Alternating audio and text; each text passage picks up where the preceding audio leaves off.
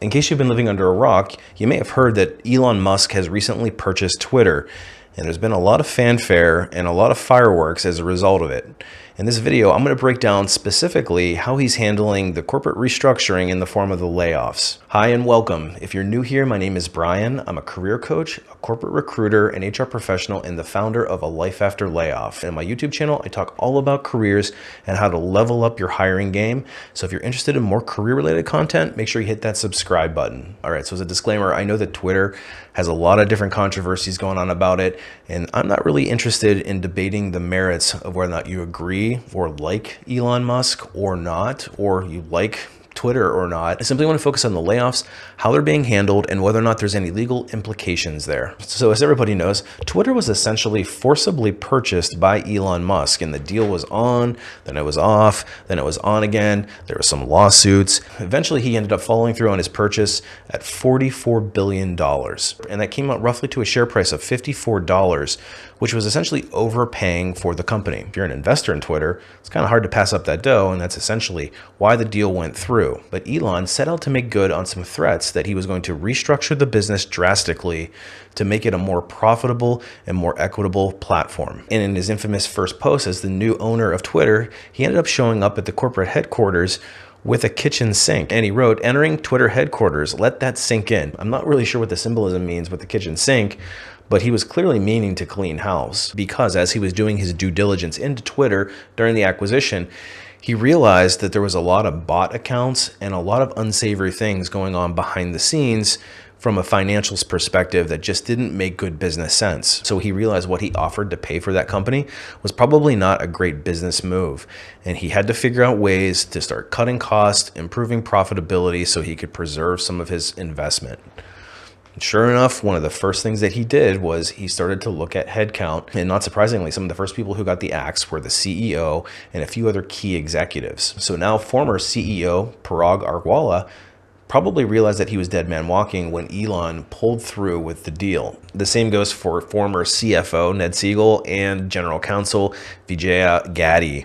They were all ousted as soon as Elon Musk took control. Now, don't feel too bad for them because they ended up with a pretty sweet deal as they were ousted. A much better severance package than the regular Twitter employee had. So in their severance, these executives received a large chunk of money, even if they stayed on the board under the new management, and they basically got bought out of their shares at $54.20 each. So Agrawal, who was only CEO for less than a year, had the smallest of the shares of the three, and with 155 shares, and that was worth $8.4 million for the price that Elon Musk paid. Siegel did a little bit better because he had 406,000 shares to the tune of $22 million, while Gadde ended up doing best with a $34.8 million payout for 642,000 shares. But that's not all. They actually received even more in the form of a traditional severance package, with Parag Agrawal receiving $1 million and $600,000 for the other two. And they also received 1 year of health insurance. So moral of the story is it pays to be an executive. But there's even a more lucrative part to this where they actually have claim on shares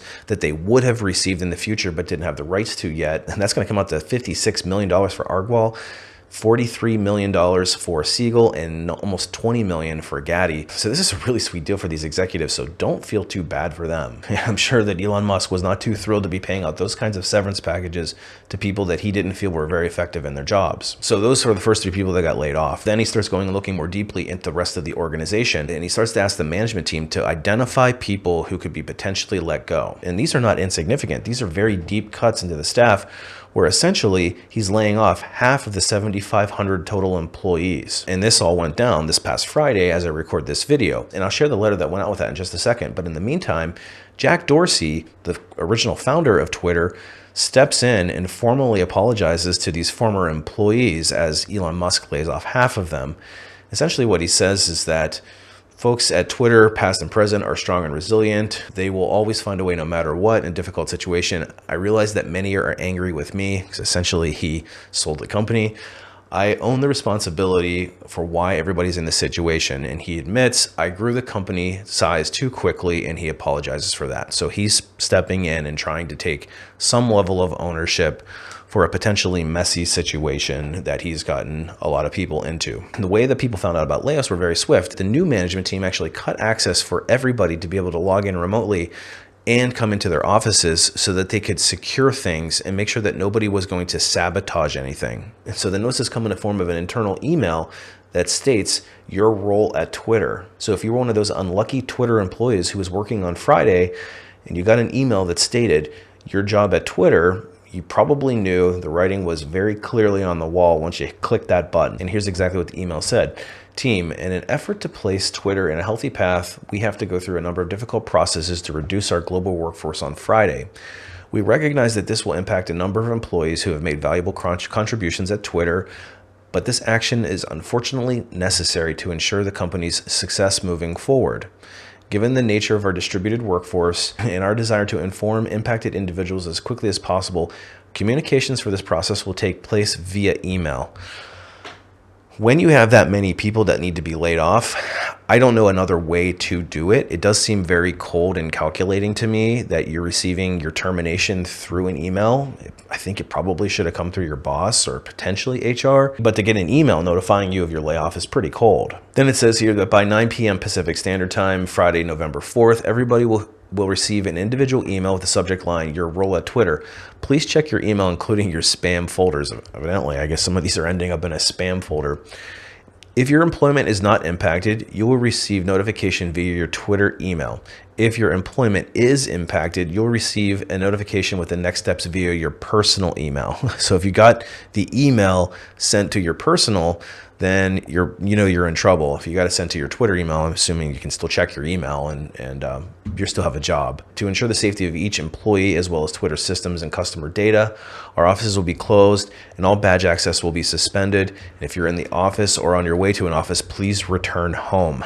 So I guess they shut down the entire organization to administer or facilitate these layoffs, which I guess I could see that being a valid concern on the company's part, because if somebody's really disgruntled, which let's face it, there's going to be a lot of disgruntled people, it's very easy to, especially if you're a good software programmer, you could really mess up things and really damage things on your way out. It's kind of a kick the flower pot over on your way out. So it makes sense that they're doing it that way. Again, it's pretty cold and calculating, but I guess that's the way business operates. We acknowledge that this is an incredibly challenging experience to go through, whether or not you're impacted. Thank you for your continuing adherence to Twitter's policies that prohibit you from discussing confidential company information on social media or the press or elsewhere. And we are grateful for your contributions at Twitter and for your patience as we move through this process. So if you're somebody that has not been on the receiving end of this layoff and you're remaining, you're probably looking around going like, oh my gosh. So it probably could be very tempting to go out and vent in a public forum using the platform that you're employed by to show your displeasure for the company, but those people probably need to be very careful if they want to keep their jobs. I would imagine there'll be a lot of voluntary exodus as well as people decide whether or not they want to stay with the company or move to a different organization. But it gets even better because a lot of employees, after learning that they're being laid off, went and filed a class action lawsuit stating that Twitter had not followed the WARN Act.